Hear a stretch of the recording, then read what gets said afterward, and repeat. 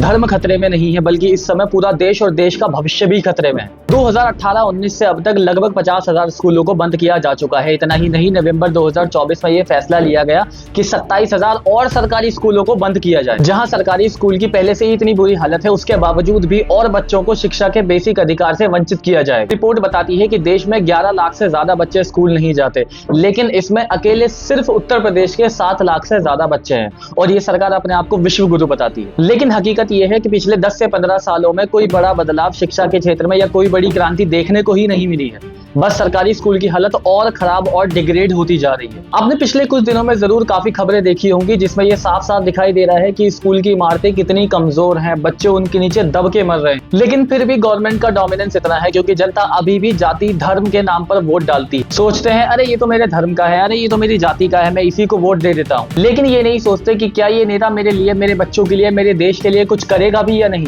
आप खुद सोचो कि जिस देश में चुनाव का आधार बेकार के मुद्दे हो, ना कि स्वास्थ्य, शिक्षा और बेसिक सुविधाएं, उस देश की तरक्की हम लोग कैसे एक्सपेक्ट कर सकते हैं। इस समय देश में बेरोजगारी, अशिक्षा, रेप और हैरेसमेंट के केसेस लगातार बढ़ रहे हैं, लेकिन ये इस मीडिया का तो पक्षपात ही खत्म नहीं होता। इस देश की मीडिया और कुछ गिने चुने पॉलिटिशियन सारी जनता का ध्यान मेन मुद्दों से हटाकर सिर्फ पहनावे, खाने पीने और त्योहारों पर राजनीति कर रहे हैं। आज की स्थिति यह है कि कोई इंसान अगर थोड़ी सी भी लॉजिकल बातें करता है, सरकार की नीतियों पर सवाल उठाता है, तो उसे एंटी नेशनल घोषित कर दिया जाता है। मेरी बात सिर्फ इतनी सी है और बहुत साफ है कि ये करप्शन और नफरत की आग अगर ऐसे ही बढ़ती रही तो ये आग एक दिन आपके घर तक भी जरूर पहुंचेगी। मेरा मकसद किसी को टारगेट करना नहीं, बस आप लोगों को जागरूक करना है। जय हिंद, जय भारत।